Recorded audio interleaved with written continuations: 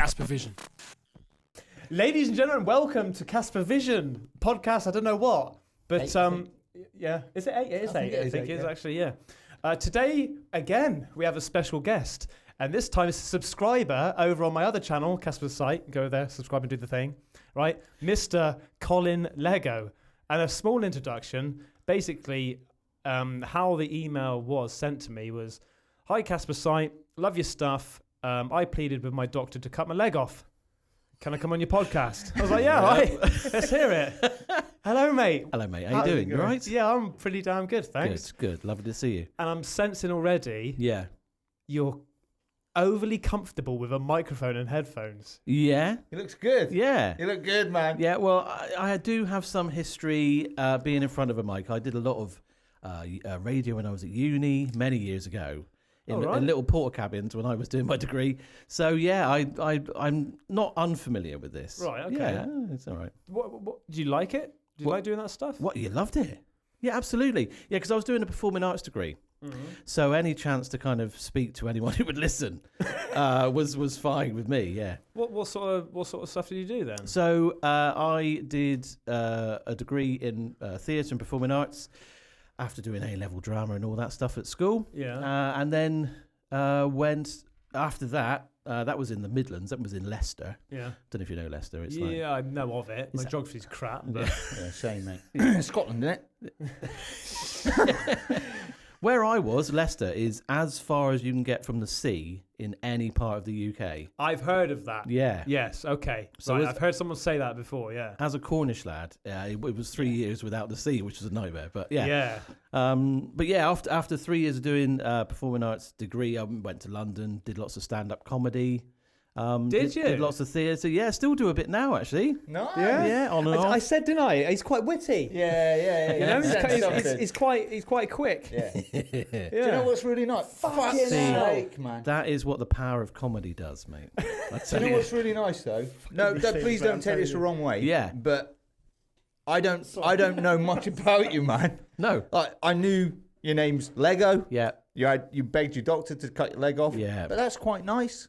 You know, because you can end up knowing. It's quite nice. No, it's quite nice not knowing a lot about somebody when you're doing these podcasts. Okay. Because it makes it more natural and it makes it easier to talk. Yeah, If you know too much about someone, you're like. That's what I do with all the guests coming on. Yeah. Like, there's a bit. That's come off now. Fuck it. The whole thing's going to come down. But you even said, even when we first started doing these podcasts, you're like, "Have you done any research on this person?" I'm like, "No." You're like, "Fucking hell, Ben, you've got to do some research." But I don't want to because I feel like I can wing it easier. Yeah. You know? And what's the point? If you know everything about somebody, it's like the questions are then fake because you already know. Yeah. You know? But then if you've got someone like a famous actor in, yeah, they could take offence to it if you don't know nothing about it. You know? Yeah, I think that I wouldn't want to say that you've been in some particular film you haven't been. Yeah. You know what I mean? Well, luckily, I've had no success with my acting. So you've got no films that I haven't been in, so you're fine. Right. Yeah. What about your comedy then, mate? Your comedy? Yeah, so... Stand-up, that must balls of steel, mate. Yeah. Yeah, I mean, when I was a bit like you guys. When I first started doing comedy, I was in a double act. So, like you guys know, you can bounce off each other, and that was really good. We did that for years. We were called Collin and Rob. Right. And someone asked me once why we were called Collin and Rob. I was like, come on. Really? Do you remember Trevor and Simon? Sure. Yeah. So we were doing a gig with Trevor and Simon, and they were hosting this gig in London. And they came up to me, Trevor from Trevor and Simon came up to me and Rob and went, "Good name. Why are you called Collin and Rob?" I was like, "Why are you called Trevor and Simon?" I mean, it's just like it's logic. Logic. So we were doing a double act for years, and then I sort of ended up doing a lot more stand-up on my own. And actually, when I started getting, we'll talk about the foot later, but when I started having problems with my foot, that was when I ended up not doing as much. So it kind of tailed off. Because all the people I did... So instead of stand-up, you could have done sit-down. Sit-down comedy. Yeah. Limp around comedy. We used to run a small comedy club in a pub in Tooting in southwest London. And I hosted some of those, sat down with this huge external frame on my leg. I was having some surgery on it at the time. Yeah. And you see the footballers with this huge scaffolding on their leg. And I couldn't move on and off the stage.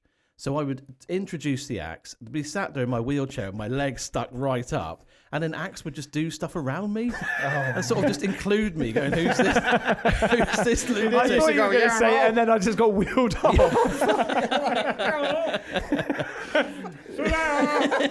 Hope you enjoyed.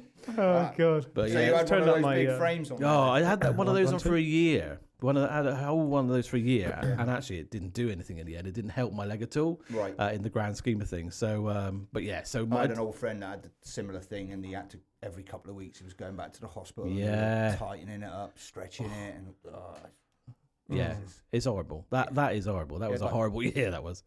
Yeah. So with the stand-up then, because I'm intrigued about this, because I have massive respect for people that can go up on a stage. It's okay for me, for example, being in my room behind the camera, you know, cracking the old joke here and there, or just acting stupid, basically. But to actually write material and stand up on a stage. Like, what was the first time like when you did that stand-up? So I was kind of by accident and naivety. So I was a student. I was, again, doing this performing arts degree. They said to us that the student union said, right, performing arts people, we're doing a Christmas concert. We'll give anyone 20 minutes to do whatever they want. And I was like, yeah, I'll do some stand-up. Like, not realising that that's a nightmare to do 20 minutes of when you haven't done anything. Shit, yeah, 20 How old minutes. Was you young then? I was 19. You're still fucking young. What are you like? My old wizened face now. He's younger than me. Yeah. No, I think we're all about the same age. I don't know. But yeah, I was 19 and stupid, really. And when, I can write 20 minutes of comedy. You know, I've watched DVDs of comedy. Can't be that hard. Yeah, Lee Evans does it. Exactly. He feels like he can do it. He can do an hour and a half. So I was just a bit stupid, really. And I must admit, I was a bit influenced by Lee Evans at the time. Oh, mate. I loved his wasn't? energy. Who wasn't, man? Yeah, I was. I watched him all the time. Yeah. He was epic. Yeah, and Bottom and just all that type of... Just amazing. All comedies. My brother had a VHS video, just seeing my age there, of... he had a video of Lee Evans right back when he did one of his first things at Her Majesty's Theatre. Right. It was like his first big show. Sweating his tits off. Absolutely. Yeah, man. You're talking about being hot in here. He was a full-on three-piece suit. Yeah. Looking like he'd been in a shower. And also Eddie Izzard. I love the way he wrote jokes, or still does write jokes. So I always liked stand-up comedy. And then just given 20 minutes to do some was just incredible. But I mean, it was shit, to be fair. I didn't know what I was saying. I think so. I still got the book. I wrote my old material in. Were you getting laughs? Yeah. Well, it's not shit. Yeah, then, but they were drunk. Imagine that. If but that's fine, isn't it? Any laughs, mate, you'd be like, yeah. After the third joke, you'd be like, yeah. But funny enough, I didn't know that Lee Evans, he was the very first comic to do the O2 Arena. Oh, was he? Yeah, very first, and he actually then set the tone then for all the other comedians to do it. Yeah, because it is weird. I've been to the O2 to watch comedians, and it's just a different experience. Like me and my partner went to watch Michael McIntyre. Oh, he's brilliant. Well. It was amazing. Yeah, he's amazing. So damn good. He's so funny. She really loves it, and so on one of her birthdays, I surprised her with these tickets, which I got rinsed for. They were about £100 each. Yeah. I think I charged $300 per ticket because it was the day before. Oh, okay. Yeah, like absolute nightmare. Resellers. Yeah, but they should be fucking banned, shouldn't they? Ticket touts. Yeah. Yeah. Well, it's like anything. It's like scalping, like with the bloody graphics cards and all that sort of stuff. Yeah. Mate.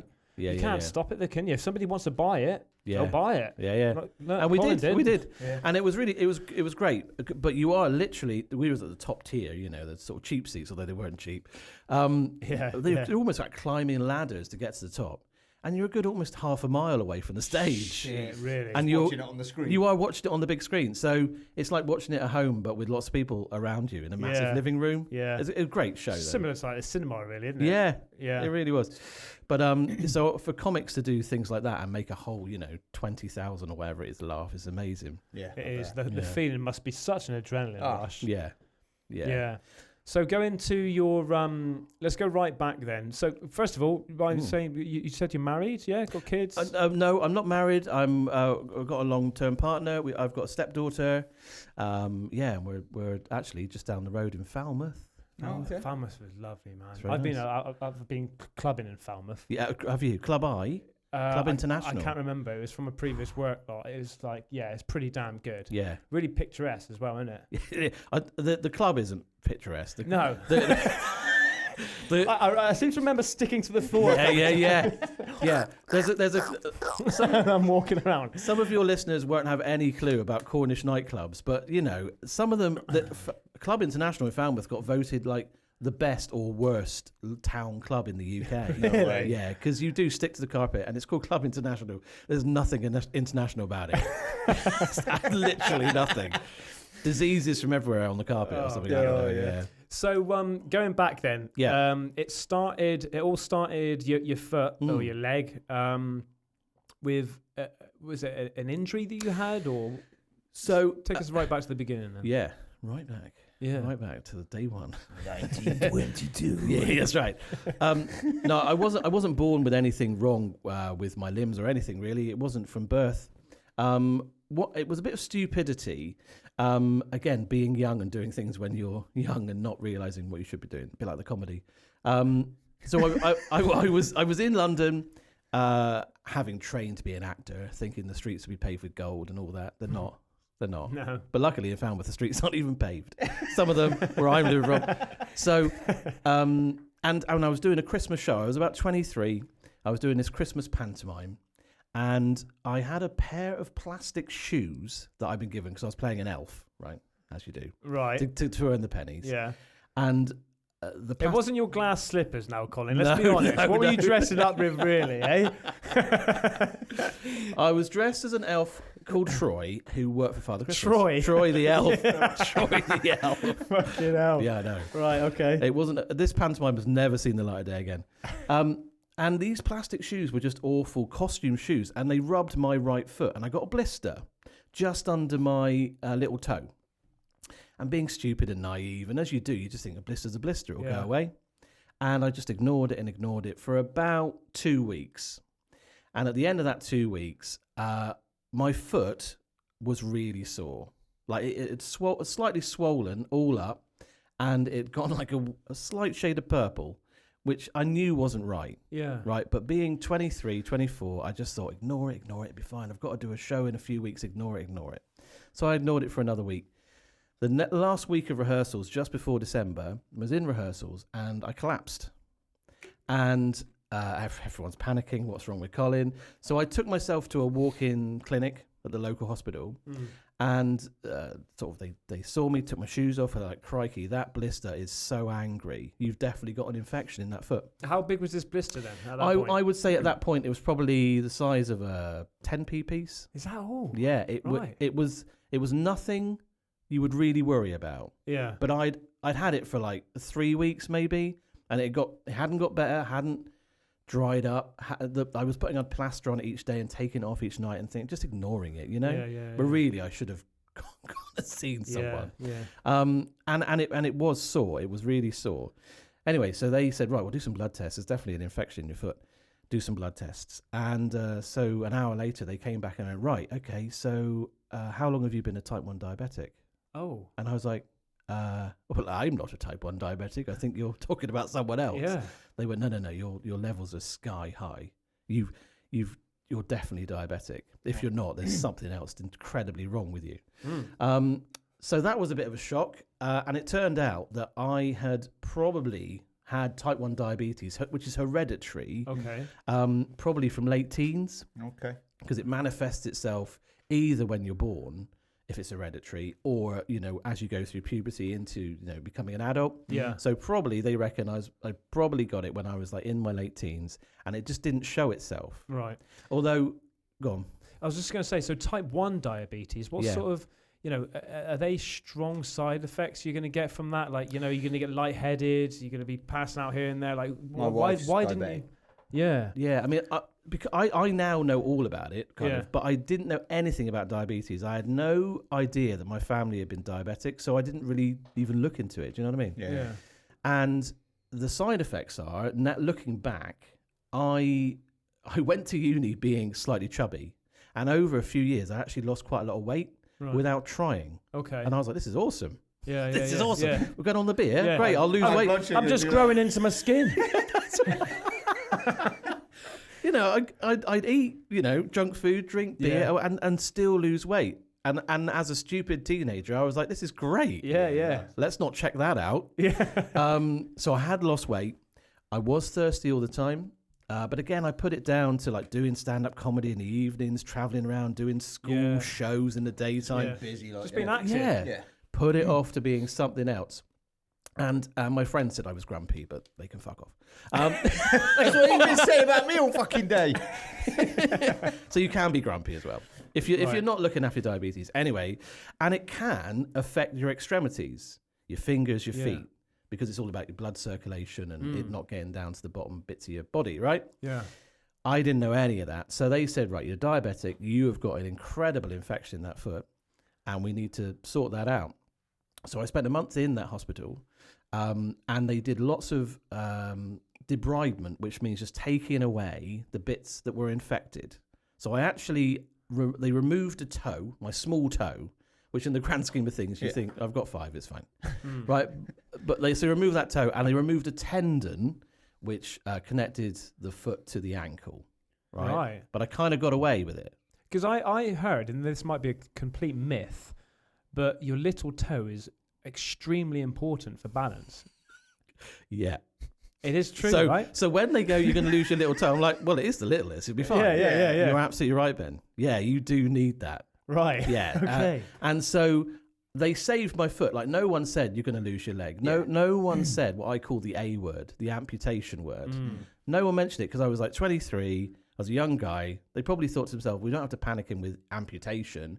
We'll just get rid of the bits that are infected and we'll leave him with a foot. And that's what they did. Right, yeah. And actually, from that day, my diabetes was really under control. I could take insulin. I had a bit of time with the diabetic team and the nurses to show me how to survive being a diabetic. Yeah. That was actually fine from that day.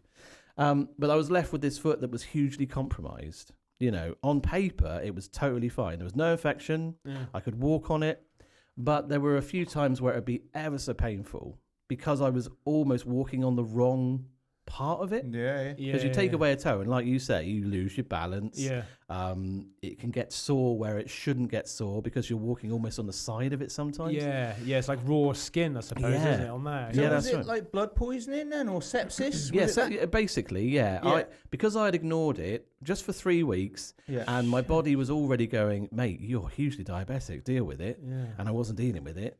My blood just didn't know what to do with this infection, and so it really went to town. Yeah. Some people at home now listening with a blister going, fucking no, 999 now, get me in there. Yeah. Shitting themselves. I know. Sepsis is fucking really serious, mate. Yeah. Oh, clearly. It's a lot more common than what people realise. Yeah. I mean, I was lucky. I really was lucky. Yeah.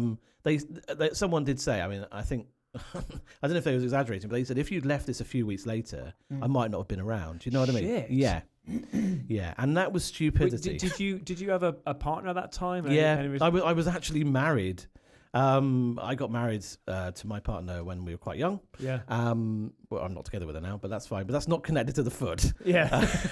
Chop my leg off and get rid of my wife. No. My missus is connected to my foot. I might have to edit to cut that bit out. Yeah. So no, I was with my wife at the time, and it's a kind of new relationship. So she didn't want to badger me too much about A, me losing weight, and B, go to the doctor. I think she just wanted to keep it sweet. And are you all right, Collin? Yeah, I'm fine. Okay, you're fine. Yeah. Get on with it. So no one was and I, mum and dad aren't around because they're not living in London with me at the time. Yeah. So no one's there to tell you to go and do something. So I just left my own devices, I think, and let it, linger, let's call it. So, yeah, so I was really lucky to not let that go on. So anyway, I had this foot then that you could get in a shoe, but it was really painful. Yeah. There was times when I had to go and have surgery, like I was talking about with the frame. Yeah. One doctor suggested that I had this external frame for a year to try and change the alignment of where I was walking on my foot. And at the end of it, he had a whole year of like tightening these bolts every day to bring it around. And as soon as he took it off, a year later, my foot went and just went back to where it had started. So, okay, I'm trying to picture what happened. Right, so you've got no little toe, and then you're starting to walk on the outer side, right? Yeah. And why didn't this sort of toughen up over time? Was it like a skin soreness, or was it an internal soreness that was? Do you know what I'm trying to say? Like I know what you mean. Pain or? Well, what they took away, they had to replace. So they did like a skin graft. Right. So they actually took a fair amount of skin from my left thigh to put it onto my foot to close it up. Right. And you shouldn't be walking on thigh flesh. Right. Well, as the old saying goes. Don't walk on your thighs. Right. But that's what I was walking on, was skin from my thigh. Right. So over time, it would hold up, but it would just be sore. Yeah. And I get this like slight pain, not all the time, but a lot of the time in my foot because I'm pressing on bone that shouldn't be walked on. Oh God! Do you know what I mean? Yeah. Do you know what I mean? Yeah. So that's. Did it happen like after 10 minutes of walking around, or after an hour of walking around, or by the end of the day your foot was sore? At the end of the day. Right. At the end of the day, but towards the. When we'll go on to later on in a bit, 10 years later, but towards 10 years after, it was painful all the time. Oh shit! So you dealt with that for 10 years? 10 years, because that's going to mess with your walking, your back, your posture. Yeah. I started. I had to have a crutch for a few years. I was walking with a crutch. Some mornings I was walking with 2 crutches because it was just so painful. But I in that time I retrained and became a teacher. So I was like, I can't do stand-up comedy. Yeah. What shall I do? I'll become a teacher. I mean, that's just nuts. In drama, maybe? I did drama. Okay. I also did some years of early years teaching, which is like I'm just surrounded by a classroom of 3 and 4 year olds. I could just imagine him as a teacher. Like I can imagine I used to have a teacher called Mr. Williams. Yeah. Right. He was a science teacher, and he was fucking brilliant. Yeah. Because it's nothing better when you got a good teacher, man. Like, when you used to have double lessons. Yeah. Right. We did a whole double lesson. He was just like you. It was just like jokes for whole double lessons. Nice. Yeah. It was amazing. Yeah. I can imagine that you would have been a great teacher. Yeah. Well, thank you. You're still teaching now? I don't do any of it now, no. But my wife's a teacher. I got fired. I can't talk about it. Fucking hell. No, and you should see the kids' faces when they come in for their first day at school and they go, "Here's your teacher. Hello. He's called Mr. Leggo." I mean, they lose their shit. Yeah, because didn't you say in your email that the nurse actually, like the penny dropped when the nurse said to you, "Leg go, Lego." Right. Yeah, just after my amputation. That was a day after my amputation in 2014. Yeah, she was looking at all the names on the beds. I hadn't met her before. She went, "Hello, Mr. Leggo." Leggo? Did you ask for that? I was like, change it. Yeah, that's right. Change it by default. Like. No. Okay, so you dealt with this for 10 full years. Yeah. And in that time, there was only one doctor. I got pushed around a little bit, sort of, because my foot on paper was fine. Right. Like it wasn't infected. It wasn't breaking down. They had left me with what they thought was a perfectly good foot. And I suppose to a certain extent it was. But they had this internal pain that was kind of there. And I was just losing me. I was just becoming so down with it. You get absorbed with it. Yeah. Right? It's all you think about. All I think about. Even when you're you get lost in your work for a little bit when you're doing your teaching course or you're actually teaching. But then you go home and it's like a throbbing pain in the foot. I suppose as well, because it's not just the pain you're dealing with for 10 years. It's also where you feel mentally like for 10 years there's a problem with you. Mentally that must have been tough. Not just the physical thing. You can't do the things that you want to do. You can't, because it's always on your mind. That's it. And with that, joking aside, like you said, I was married. I think the foot, or my situation, like you said, there is something wrong. Yeah. There's something wrong in this relationship, and it's the foot. It was holding us back to do stuff. So I think, in a way, that kind of probably was part of why that broke down. So it goes bigger than just being ill. Yeah, you know what I mean? It does affect your whole world. It affects everything, man. Yeah. And friends were like, "You're not yourself, Cole. You're just not yourself." But no doctor ever mentioned amputation because they were happy that I was infection free and I wasn't taking up a hospital bed. Do you know what I mean? Yeah. And it was only when this external frame hadn't worked, I got transferred to another hospital, and that doctor. So I went into I had an appointment.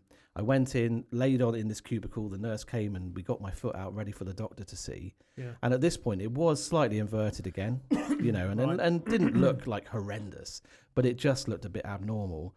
And this doctor was obviously on, she had a busy schedule.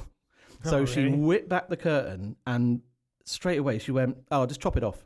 No. That was my introduction to amputation being a possibility. No way. Chop it off. And obviously I was emotional anyway. Yeah. But I burst into tears. Yeah. The nurse was like, "Oh my God, what do I do?" The doctor was embarrassed and went, "Oh, nurse, just deal with Mr. Leggo." She said that clearly as a joke? No. That was... She knew that I was coming to talk about what to do with this leg. Some of them are brutal, mate. Some of them are brutal, mate. That's on another level. Yeah. They're not all nice doctors, are they? Just chop it off. What? She went to go, I just chop that off. And I was like, yeah, just an absolute kick in the balls. Do you know what I mean? Yeah. So I didn't chop. I wasn't ready for it. I just hadn't thought about that being an option. Right, yeah. So I left there, left that hospital, went back to the diabetic team. I was like, she said this. They were like, well, that would definitely don't want to do that. Your foot's fine. So I had a few more years of just sort of literally limping on with this foot. But it got to the point where it had gone past the point where the team were even considering that being an option. And it got to 2014 and I was just really depressed with it.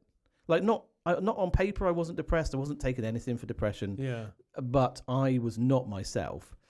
And I went for a regular checkup and I said to the diabetic team, I said, "I have decided that you need to amputate my leg." And they went, "Are you okay?" I said, "Yeah, just get rid of it." They were like, "Well, you've got no infection. It's all fine." Yeah. What are you talking about? I said, "I'm just really sad." Forgive me for asking, but why did you go straight for the leg, not just the foot? So just take the left side of my body, yeah? You know? From the neck down. Yeah. Well, no. Boxing Helena. Yeah. Well, no, to be fair, I thought to myself, if I'm going to go down this route, I will do a bit of research. So I got in touch with a company called the Limbless Association, and they deal with people who have had lots of amputations, either through injury or through illness, young and old. And I talked to a few people on the phone and in person from this organisation who had a surgery, and they could talk me through it. Yeah. So that's when I found out that you can't just remove a foot. You have to remove it mid-calf. Oh. So, because that part of the bone is strong enough to then hold your weight. Oh, I see. Right. You know, if you go lower down to the ankle, that bone is quite thin. Okay. Yeah. So it won't take your weight as well. You can have it mid-calf, or you can have it above the knee on your thigh. And clearly my knee's fine. Yeah. So it was kind of mid-calf that I knew I'd have to go from. Right. Yeah. Actually, I remembered this earlier. One of the guys I talked to from the Limbless Association, he was a young guy. He was the youngest. He was nearest my age that I talked to. I talked to old ladies, old men, had just sort of been ill. But this guy had lost his leg, not through illness, but through drunkenness. Oh, no. Right. He had gone out. He lived in London, Tube network in London. Yeah. He'd gone out, got absolutely smashed, gone down to the Tube to get the Tube home, walked into a tunnel because he was drunk. Yeah. And woke up when the Tube train hit him. Holy shit. Oh, fuck. At like 4 a.m. or 5 a.m. What a wake up. You're right, mate. Looks like a train's hit you. Yeah. Yeah. Too fucking late. Boosh. Fuck. Jesus. So he had a different story because he was like okay 1 minute and then totally not okay the next. He had no thought process about it. Oh, wow. But he was hilarious. So I wanted to know the ins and outs, what's it like having one leg, getting to work? What's it like, day to day? And his main thing was, he wrote me this brilliant email, and I wish I brought it. It was sort of like, I get on really well at work. It's all fine. My family totally understand. They help me about, I've got no problems at all. And it was like, P.S. and I still get plenty of fanny. I like that. I don't need to know that. But to be fair, Like that's probably what goes through a lot of people when, like, you know, am I going to be like attractive to the opposite sex again? Am I going to get some pussy? You know? It was. But then you've got. I would imagine that you've got quite a lot of women out there who go, "I want to be like." Yeah. What do I be like? I'm gonna have to do it. Well, bucket list type thing. I know people, and I can't mention names because they'll not be happy. But I know people who are amputees and have got OnlyFans channels. Really? Because people are into that. Yeah. Not even in like a. There's a lot of people that people are into, though, isn't there? We found with Dunya the other day. Dunya with her feet. Toes. Yeah, with her toes. Photos Don't upset him. Oh, sorry. Mate, you got to forgive him. But before I get hate in the comments, I said to Collin before, you're okay with some jokes. He's a comedian. He's going to be all right. Yeah, it's fine. Right? It's fine. No, I know someone who she's got I met her because she is an amputee and also was a stand-up. She's got an OnlyFans channel and she gets weird requests like it's not even sexual. People will message her going, "Can you film yourself getting out of a car?" Like that is literally it. What the fuck? They want to see an amputee get out of a car. Yeah. I'm sure that's got to be sexual in some way. Well, you never know. Certain people find anything, find stuff sexual that you wouldn't even think about. Strange. Anyway. Yeah. I've not gone down that route. If you want to see OnlyFans, you want to see Collin on OnlyFans. Yeah. Yeah. So where were we? Yeah, we took. Oh, yeah. So you got to basically where you have to chop from the below the below the knee and above the ankle. Yeah. So it's like mid calf. Shit. Yeah. Calf, mid calf. Shed. Yeah, something like that. Yeah. So you asked them to lop it off. So I said to them, look, chop it off. Literally to quote that other doctor. Yeah. And they were like, no, don't be ridiculous. Do you want to have some counselling about this? I was like, no. I am totally ready to lose this leg because I'd done the research, right? And I'm not a gambling person, but it was just a gamble I was ready to take. And they was like, no, you just can't do that because on paper you are totally fine. It would be unethical. Is that the right word? Yeah. Well, unethical. Unethical. Yeah. Yeah. For the NHS to chop off a limb, which is actually healthy. Oh, I see. Yeah. You know? Yeah, because I think that in a way that actually goes against because I think doctors and surgeons and things like that they have to do some sort of oath, don't they? Yeah. They'll always they'll only do something to help a person. Yeah, but even so now, mate, they'll still help you mentally. Yeah. But I think that they they have to do some sort of oath to say that they'll look after people and they won't do anything. They'll do the best for that patient. Yeah. Which is interesting because that was my argument. So they said, look, we'll set you up and you can have a meeting with the surgeon if it was to happen. So I had to wait for a few weeks. I went back and it was literally going into a room with a table a bit like this, without the microphones, obviously, or foam on the walls. And most of them. Most of the foam on the walls. And it was when you see a surgeon in a cartoon or a sketch, you have proper bow tie type of bloke. Really? Do you know what I mean? Yeah. Hello, Mr. Leggo. How can I help you? It's one of those guys. Yeah. I was already intimidated by him, and I said, look, this is the situation. I know your situation. You're fine. You've got a working foot. And I said, I want you to remove it. And again, he was like, no, I can't do that. And I over the course of an hour, I just talked to him like I have to you about my situation, my journey, how I was feeling mentally, and I think he understood that he was going to do right by me by chopping it off. Even though it was a healthy limb. Yeah. Because the thing is, I suppose as well, it probably helped that you said about, that you were getting depressed about it. You get low about it. Yeah. I think if you just said, I'm in pain all the time, here's some painkillers, and you'd have been on painkillers for the rest of your life. Yeah. But, because I think that you probably, you said that you were mentally struggling through this. Yeah. It's not just a pain thing anymore. No. I think that probably just helped the It gone past that, yeah. But I'm quite a chirpy bloke, so I think I probably, even when I bounced into his office, I'm like, hello, I'm fine. You know what I mean? I had that kind of aura about me. So I have to then talk myself out of being jolly all the time. Yeah. So I talked him into it, and he said, "Oh, okay, look, we will do this. I will do this for you." And I just wanted him to do it there and then. I was so sick of this stupid fucking leg. Really? Yeah, I was like, 10 years. Swipe the table, get your bread knife out. I really just had enough. Were you not scared of like once they've done it? Did you do you get pain from wearing your leg? Your prosthesis. What do they call it? Prosthesis? Prosthetic. Or prosthesis. Does it not hurt like around where it joins your below the knee? It can do. It can do. But bloody hell, don't get another what's it called? Blister. Oh shit! Yeah. No, I've been very lucky, only because I look after it, and they did a really good job with how they did the amputation. I'm left with a very good stump. Yeah. I hate the word stump, but that is the technical term. I get called Stumpy at work. Yeah. All right, Stumpy. Well, lovely. You should have said that, mate. Oh, Stumpy. Yeah, I don't care, mate. They can call me Stumpy if they like. I'll call you Stimpy. What are you doing? Sorry, because I'm short.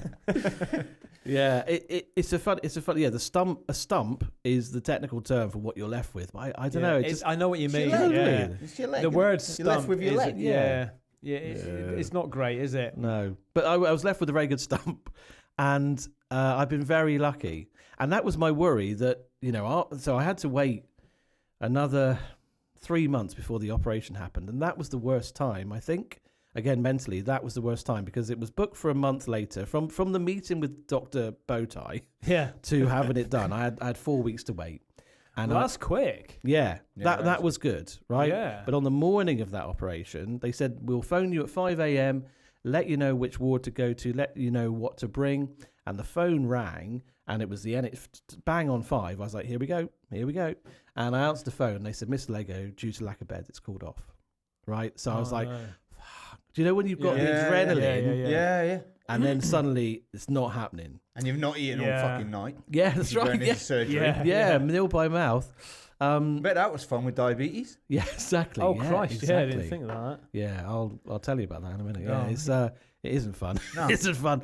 But it's kind of, so I was angry, then I was sad about that, and then I was emotional about that. And you just have to go, right, suck it up. It's not going to happen. It will happen. And that happened twice more. So another month went by, then another phone call, no beds. And then I finally had it done in May 2014. And that was my worry, that I was going in. I'd said yes to it all. I could still pull out at any time. Yeah. That's what you said. I've been watching the channel. I was going to say it, but I thought, no, I've got to stop saying it on this podcast. But I was in it to win it, and I'd signed the forms, and we were there. So I went through with it, like doing this big gamble. And my worry was, am I going to regret it? I just cannot regret what I'm about to do. So even before I'm walking around with a prosthetic, I'm lying in my hospital bed 2 or 3 days after the operation, refusing to look at my stump because I thought that's the moment where I go, I've made a mistake. Yeah. So I was trying to put that off. You can't go back. No. And that was what the doctor kept saying. You cannot go back. Yeah. It's not like having... You can't have regrets, really, can you? No. You can't, you know. Do you know what I would have been worried about? You know when when you go to the dentist and they say, oh yeah, back here, you're gonna need a filling, or we're gonna have to take it out. Actually, we have to take that one out. We'll come back next week, and you come back and they start messing around with this side, and they're going, J2, okay. And you're thinking, fuck me. No, it's not that one. It's not that one, mate. That would have been going through my head. Yeah. Please make sure it's the right bloody leg that you take off. That must have happened. Yeah. That has happened before, hasn't it? Imagine that. I know it has, because they came round. That's my leg. It happened to me. I've only got one hand. They came round on that morning. So the morning I finally went in for the op, the junior doctor came round and went, I've just got to do a few tests, blood pressure, whatever it is. And he got this fat marker out and wrote on my thigh an arrow pointing to the foot that had to be taken off. Yeah. And I took a photo of that because I thought that's hilarious. Yeah. Just to make sure. And that is no high-tech thing there. There's no form that says, please remove blood. It's just a Sharpie. That's what it is. Yeah. So we're taking off your right leg. Is it your right leg or my? If I was you, would it be your right leg? Shit. Did it? I bet it must have crossed your mind then. All these horrible sort of things must have been going through your mind. I have heard horror stories. I'd like, as you have, people having the wrong things taken in and out, or the wrong lung taken in. Yeah, awful. Yeah. So so it finally gets to the date. You go. I can imagine it's not local anaesthetic. No, just take some ibuprofen, you'll be fine. So you're under general anaesthetic. Yeah. Can you remember anything? No, well, they gave me the option to be awake. I was like, fuck really? that. Yeah. Yeah, Oh, they mate. said you... Imagine the sound. Yeah, that was the main thing. Yeah. I was like, No. I can't deal with that. Crunch. No, I can't deal with that, mate. With broken legs and broken knees and stuff, I can't. The sound of bones, mate. Surge is my that. stomach. Yeah. Can you imagine? I'm probably just go unconscious, mate. Yeah, because the anaesthetist comes around and says, like, yeah, well, how do you want to do this? Yeah, you can either be fully out, and I was like, yep, even before, even before you've gone on. You can be fully out, you can be fully out and have an epidural, which means that when you wake up, you will be numb from the waist down. Yeah. Right? See, I don't like the idea of that. No. Well, I went for that and Did you? then regretted it. I think I regretted it because, I mean, women, when they have babies, do it all the time. Yeah. And I had no idea what that'd feel like. But what it feels like, you don't have control over yourself. Right. Like, if you want to go for a wee, you can't go for a wee, and then suddenly, I'm going for a wee, am I? Right. It's such a weird feeling. Oh man, that must be weird. For about a day or two afterwards. Yeah. It must feel like those films, the zombies. You just this torso like going around. Yeah. You know, that must be what it'd be like. Yeah. I mean, it only lasted for a few days, and probably if I didn't have that, it would have been way more painful. Yeah. In the aftermath, you know. Yeah. Sorry to interrupt, mate, but have you heard the stories about when anaesthetic goes wrong? Where there was a guy in America, and something happened to him. There was 2 drugs. One of them is pain relief, and one of you keeps you unconscious. Right. So I think one of them's a gas, and one of them's injection. in an injection. Yeah, there's a nerve that goes right down by the spine because you've got to inject into the spinal. Not for an epidural. Oh, okay. This is just for a general anaesthetic, like going in for an operation. Oh, okay. Right. But they fucked up, and this guy was he was paralysed. He was having an operation on his stomach, like cutting him open, and he felt everything because the pain meds weren't working. And he couldn't move. He was totally paralysed. Oh shit! Yeah, I've heard a few times. The only thing he could do was move his eyeballs. Yeah. He couldn't blink, but he could move his eyeballs. And they did pick up on it after they cut him open. They picked up on his eyes were going crazy. Like, yeah. And then they realised. And crying, what probably. But afterwards, they what was it? I can't remember exactly. But afterwards, they sort of tried to cover it up, so they didn't tell him. But then, like a few months later, this guy was suffering mentally. He was breaking down. He was upset. He was having dreams and stuff about really horrible, terrible. Yeah, like night terrors. Night terrors. Yeah. I think he ended up committing suicide. Oh no. Yeah, and it comes out after the suicide. They did an investigation and they found out what had happened during his operation. Yeah, and then they sued the hospital for his death. Oh man, that would be absolutely horrible because I've heard, people have like these outer body experiences and stuff, and they see like people being people operating on themselves. I've seen that, and I have heard of what you said. I think it's like a super rare case. It might be now, but going back a while, I don't think it was as rare as what. Really? Yeah, I think it was quite common. But some people can actually do that with no painkillers. They can literally just cut off the pain, register it going into the brain. They just cut it off. Right. Yeah. So like total open surgery, they can just cut out the pain. That's amazing. I mean, I just fucking ramble it. Yeah. Just fucking do it myself. Snap. Yeah. There you go. Just give them one of those child scissors. Use that. You're right. I mean, I'm not blowing my own trumpet here, but I have got quite a high pain threshold now, only because when that 10 years with the foot, I did have pain in that foot quite a lot, and was just like, that's normal. Yeah. So I can deal with quite a lot of pain now, just off the back of that, really. Yeah. And also, I suppose you've got a lot more patience because you've had a niggling pain for 10 years. Yeah. Yeah. And now that you've I presume quite comfortable. Yeah. You know. Yeah. What a relief. Yeah. The day after the operation, I had, friends and family in, and they just said, even though I was probably on morphine still, they just said I just looked happier. I was like, hey, off my head. How's it going, man? It's so good to see you. Like a scene from fucking, what's it called, Wolf of Wall Street. My colour had gone back because I just knew that had gone. That problem had gone. It might be a whole new set of problems on the way because I didn't know what it was going to be like to be an amputee. Yeah. But that problem, the foot problem, had gone. Did you think about driving? Yeah. Well, you must have thought about driving. Yeah. So you can drive okay? Well, clearly you drove in. So I didn't walk from Falmouth. It's quite close, but it's a good 15 miles. No, I drove before, and after becoming an amputee, I was like, well, that's the end of that then. I can't drive. My brother, who at the time was a policeman, just knew about stuff, about cars or whatever, more than I do. And he was like, you can drive a car. You just need to have hand controls. Yeah. Oh, okay. Yeah. So my car is just a normal car, normal everyday automatic. But just to the right of the steering wheel, I have a push, pull, accelerator, brake, hand control. Oh, right. Yeah. So I don't use my feet at all.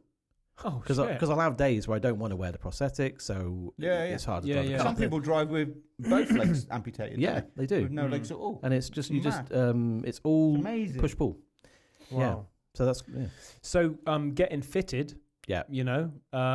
Like the technology.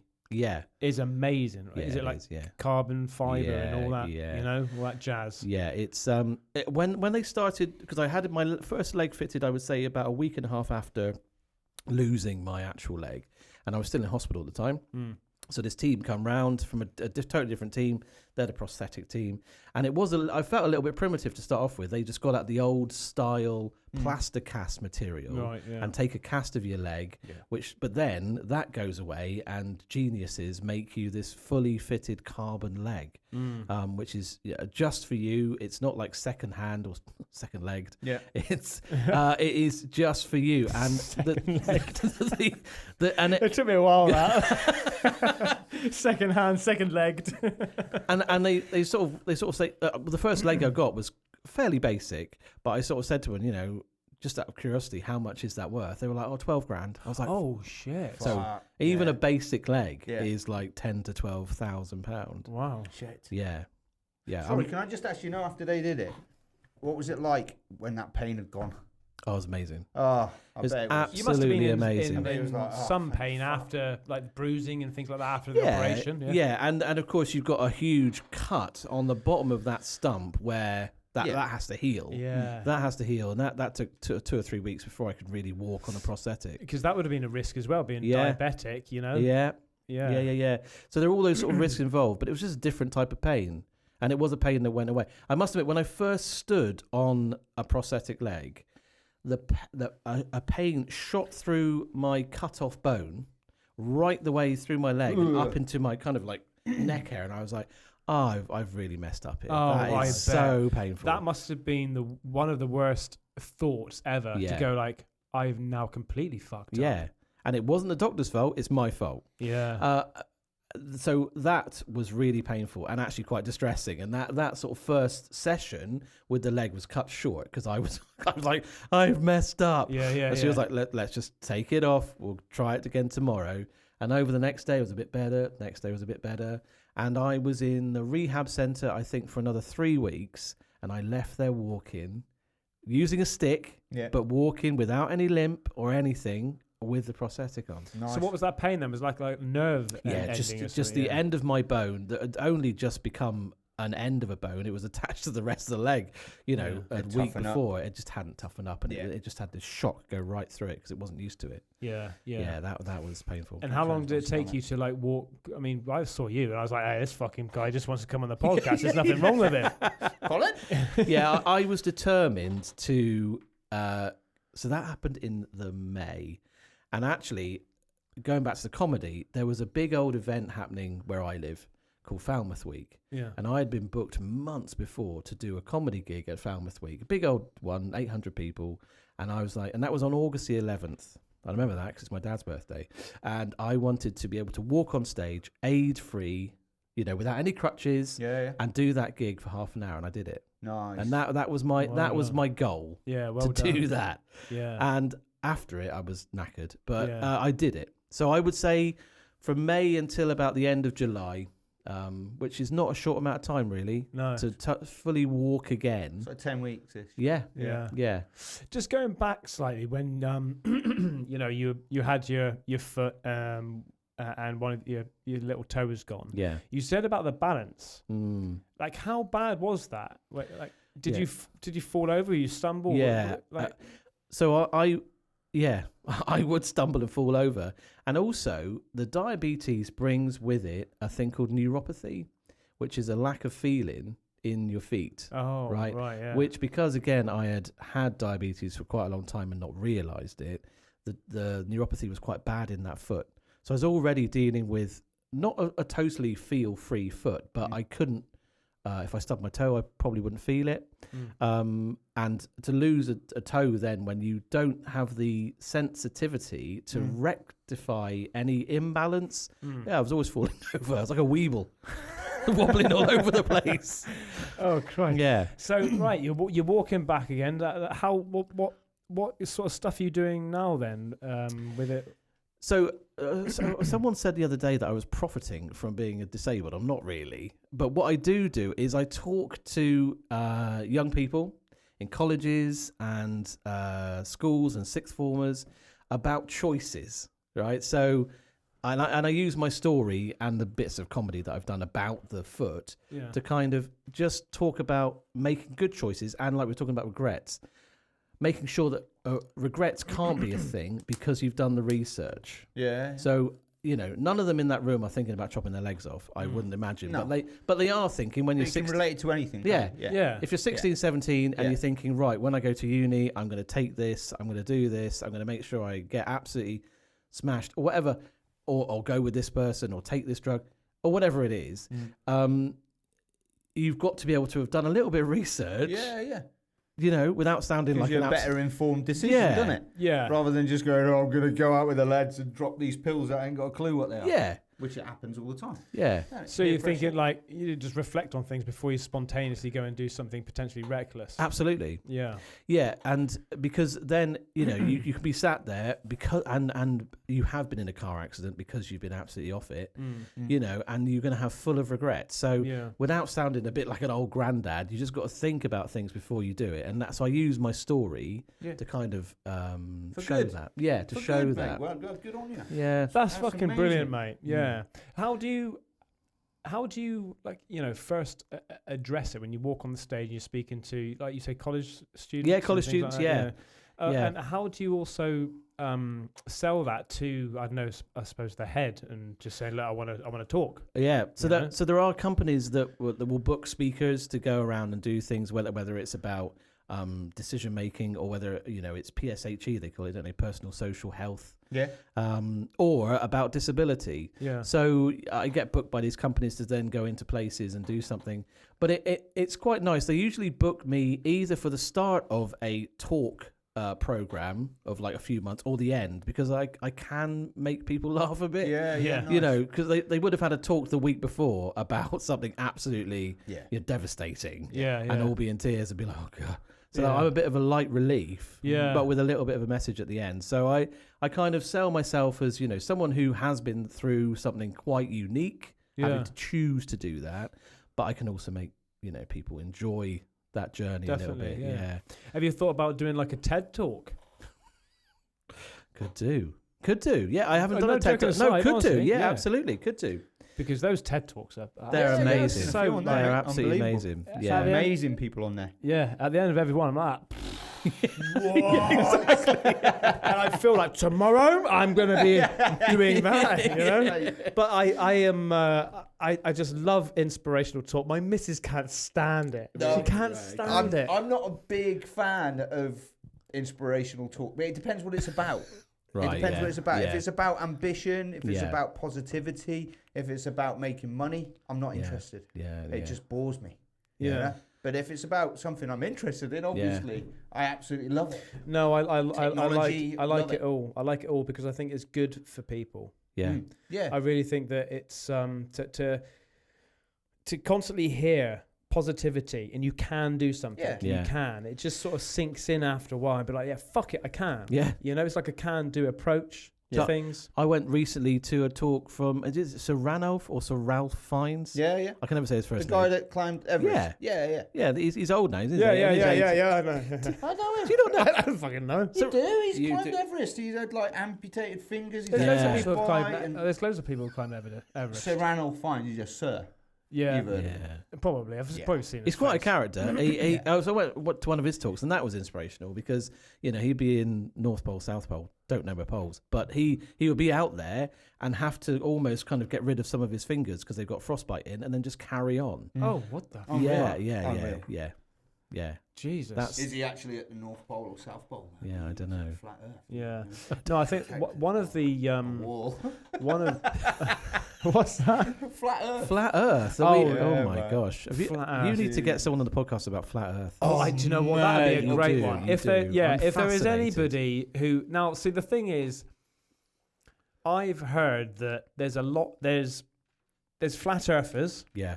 and there's flat earthers that say they're flat earthers just to try to troll, Right. Okay. and literally they'll right. dedicate a lot of time just to try, like for argument's sake. Yeah. There's only a handful of people that actually really think. I don't know if there's anybody listening. You're a flat earther, right? Honestly, I won't take the piss. You come on. I'll take the piss. Yeah. But like, Sorry, but I don't believe in flat Earth. no, I don't either. Well, Listen to the someone globe talk is about only it. a concept that we've been fed. Oh, come on. I don't believe any of this, by the way. But that's what they say, isn't it? That the globe, we only think it's a globe because that's what we were taught at school. Absolutely, yeah. Well, I mean, if you think of it that way, like It's a anything globe, could mate. be, couldn't it? Yeah. You know, It's a anything globe, could be. And what is it? The moon is a hologram of some sort. Yeah, it's nonsense, isn't it? It's Yeah. all nonsense, mate. And because people have recorded it, and then you can see this like little glimmer thing. Mm. Yeah, that's it. Like looping. Yeah. I've seen Just imagine having that technology. where Fucking. they had a map of the world and where planes fly. So a plane will fly from London to India. Oh yeah. And on the way there would be a problem. And it has to make an emergency landing due to weather. Yeah. And instead of it landing where you expect in like Italy or somewhere like that, it'll land in Russia. You know? Oh, so really? on a map, it's like that on a globe. Yeah. But on a flat Earth map, it's a straight line. Yeah. So there's loads of shit like that. Mm. There's loads of planes that have made like diversions. And if it was in real life, But what? they've flown miles out the way to make an emergency landing that doesn't make sense. Yeah. But what Do you know about what I also if you're on the edge? No, the edge is all ice. Oh fuck. The edge is all ice. course, North yeah. is in the centre. The whole edge is south. Oh, okay. Yeah, so north is in the centre. Yeah. Right. Yeah, mate. You look at that map. But there's actual books. There's actual books from I think he's really looking aviation. into this a I know, little look at bit it, too look much. at There's aviation books. Yeah. And Yeah. the old map shows the globe folded out flat. And it's like that on the old aviation books. It's honestly, you look it up. That's the only bit of evidence that I've heard about flat Earth. Did you that see? I did see this clip where these flat earthers literally prove themselves wrong because they've got this camera and they've I've got seen that. yeah, and they've got seen this it. little cardboard and there's a slit in the middle, Yeah, right? yeah. And they go sort of like half a mile down, Yeah. and with the same height and everything like that. And I think they haven't got some sort of laser beam, or Yeah, you know when something those like Shining meter a light sticks or or something that they measure roads with Yeah. and stuff. Yeah. He goes, right, okay, so right, put the bar up, and the bloke goes, I have. He goes, what do you mean you put the bar? Yeah, I have. He goes, see it. oh shit, right, okay. I've seen it. Yeah. And then the music goes, dim, dim, dim, dim, dim, dim. Oh, mate. Yeah. But no, man, is there any other sort of like hidden talents you've got, you know? Hidden talents. Hidden talent. Hidden. I said hidden, didn't I? Yeah. Hidden talents. hidden yeah. talents. Stand up, you know, Yeah. you're a talker. Yeah. You're a comedian and anything else going on at the moment of your life? Well, going to get back into radio, maybe. Maybe I'd like to do that. I did one claim to fame. What's that? Well, you don't know this thing existed, but I was the 2019 UK pun champion. No way. Really? Yeah. No way. That's the thing. Yeah, that's the thing. So, because you like a bit of wordplay, a bit of puns, right? There is a championship for that. No. And the final takes place at the Leicester Comedy Festival every February. And in 2019, I won that. So there you go. Holy shit. You're welcome.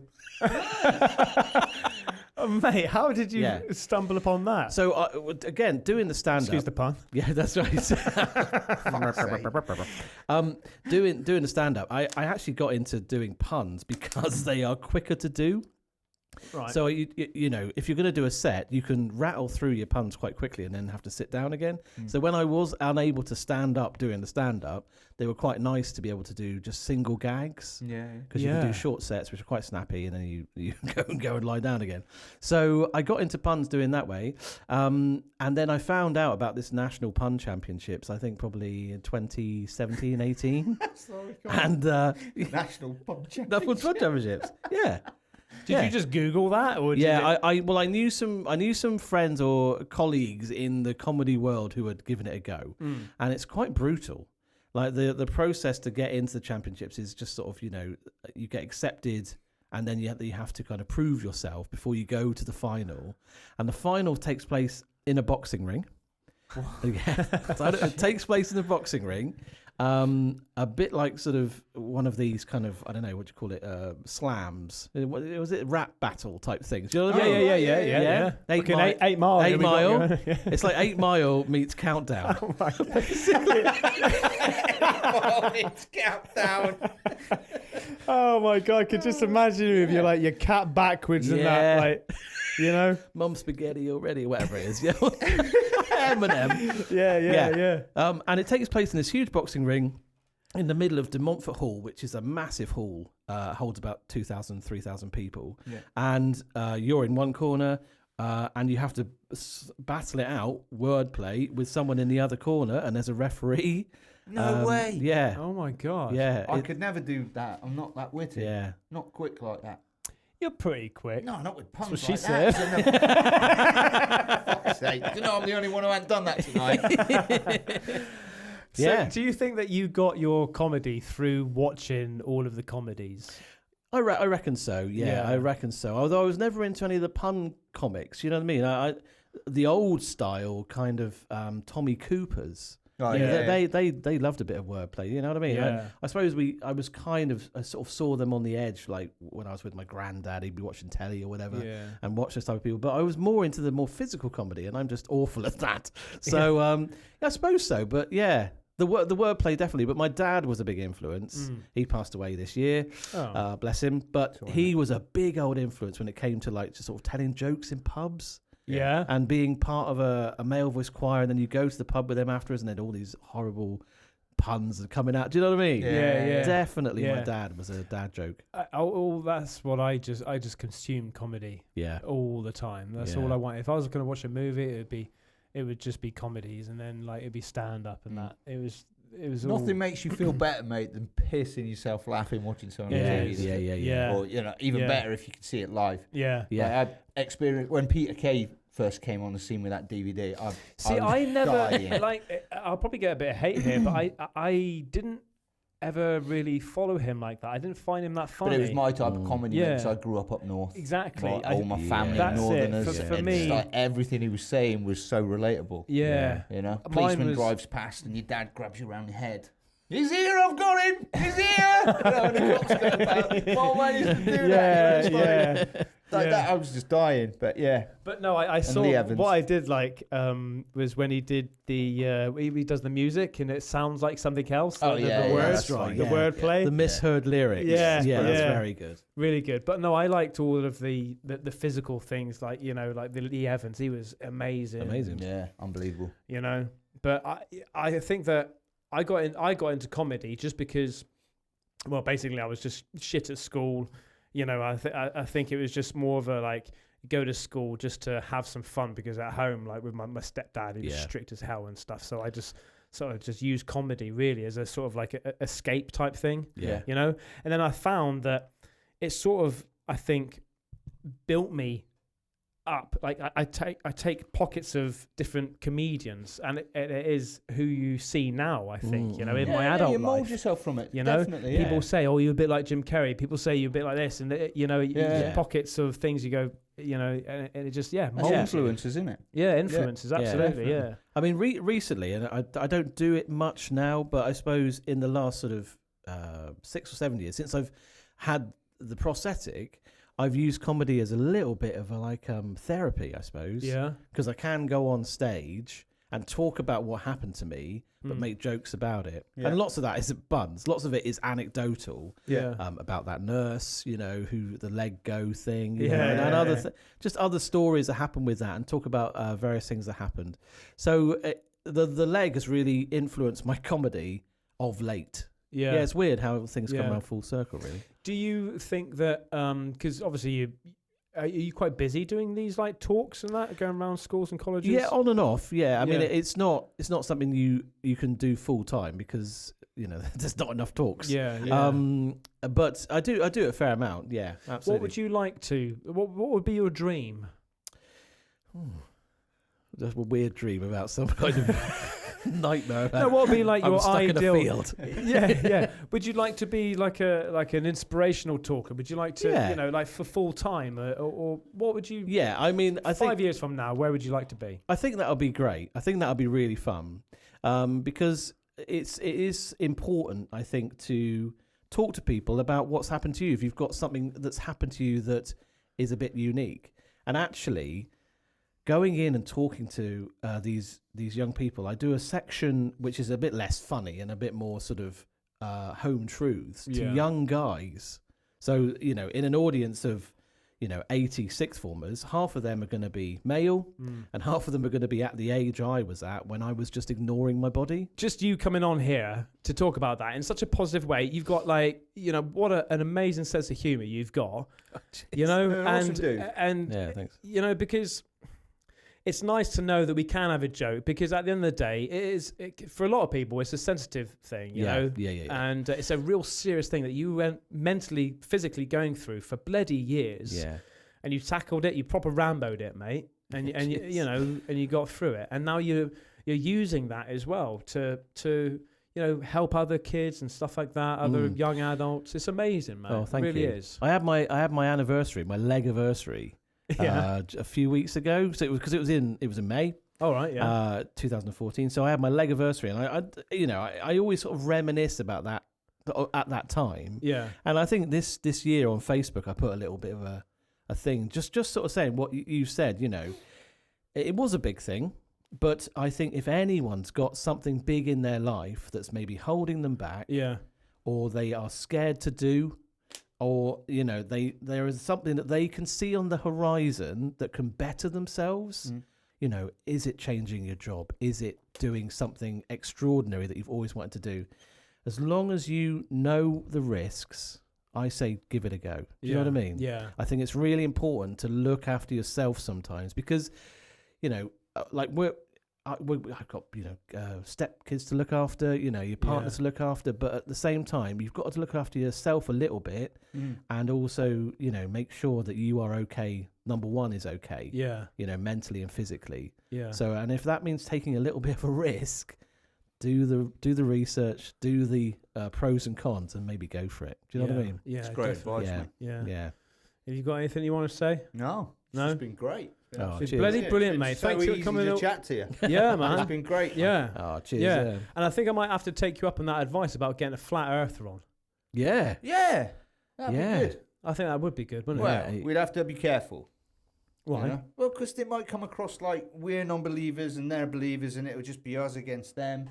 You know, you don't. Well, you'll have a bit of that. Yeah. Yeah. It'd be quite nice to get two of them on, wouldn't it?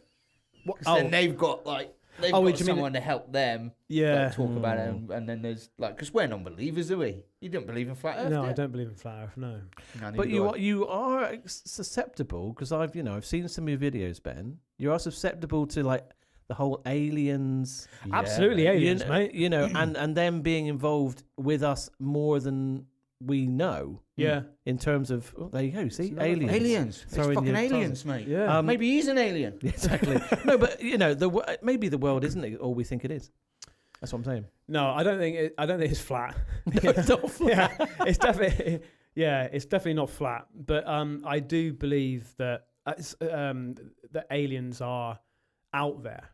Whether they're around Earth and that, I don't know. That's a whole different, that's... But all that history about the pyramids and all that, I haven't looked into it enough, but that is astonishing, the things they found. That's got to be some sort of alien of some sort, or... There's a theory behind it. I'm not 100% on anything that I say, so take it with a pinch of salt. But I watched a podcast with Joe Rogan. I can't remember the guy that they had on, but he was talking about like past civilizations. Yeah. And I can't remember exactly. I'm terrible with in the Amazon. facts. Have you seen that civilization in the Amazon? Yeah. Yeah, and they're using LiDAR. They're using ground penetrating radar to look underneath the Amazon jungle and in the desert. Right. And they found like city. But according to the books, we've only been around for 3,000 years or something, or what? I can't remember. Yeah. But there's evidence that humans have been around for 15,000 years, and there's evidence of building massive structures, and they must have been intelligent. But they reckon it's in waves. Yeah, they reckon humans get super intelligent, and then something happens. And then it starts again. Well, this is what I've said about... I can't remember when I said it, but that was my theory about, that we were originally aliens. I think I said it on the podcast. Like what Elon Musk is doing at the moment. Right. Yeah, with like, he's going to send, he's going to build a colony on Mars. And that will be us, but we'll forget that we traveled there because he's going to give us the basics. Right. Basically no technology is going to be like, they're there, because at the end of the day we're fucking up this planet. So go over there with the basics. We don't want to give you digital. We don't want to give you, the technology you've got. Start again. Because we start again from the ground up. We forget things from generation to generation. We just have carvings and stuff again on the walls that we do. And then be like, oh, where did these carvings come from? Well, from fucking Earth. Thousands of years ago, when that, and then we go back from Earth, back over to, from Mars, back over to Earth again, build up Earth again, try to, what he's doing. Yeah. So just back and forth, neighboring planets, back and forth. That is a theory of mine. But when you said, we've only been around here 3,000 years, I heard that there are more people alive that they're everywhere dead. What now? There's more people alive on the planet that they were ever dead. Flipping wow. That's crazy, isn't it? That is crazy. I heard a cool fact the other day. Yeah. If you took every single human being in the world and minced them up, the whole of their bodies would be a meatball 3 times the height of the Eiffel Tower. Oh, how fucking brilliant is that? But that's amazing. A meatball. What? It was a picture. They showed a picture of this like manky human mashed up meatball, and it was like 3 times the Eiffel Tower. But every human. I said that on my live stream on Twitch the other day, that if you get all of, because I was Google Earthing. Yeah. As you do. Yeah.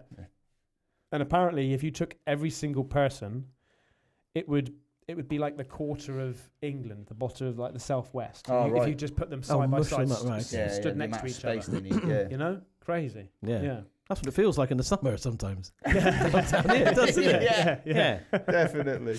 Yeah. Right, mate. Well, I think we're going to wrap up. Well, thank you for having me. Because no, not at all. I was a genuine fan of the podcast. And I just thought, I'll just chance my luck, see if you want to talk to me for a bit. So I'm pleased. It really is good, mate. And I'm glad. I'm sorry it's taken so long. No, not at all. But I want to get more subscribers on. To different stories. It's brilliant, mate. So thank you so much. You're very welcome. I really enjoyed it. Cool. Nice. Right.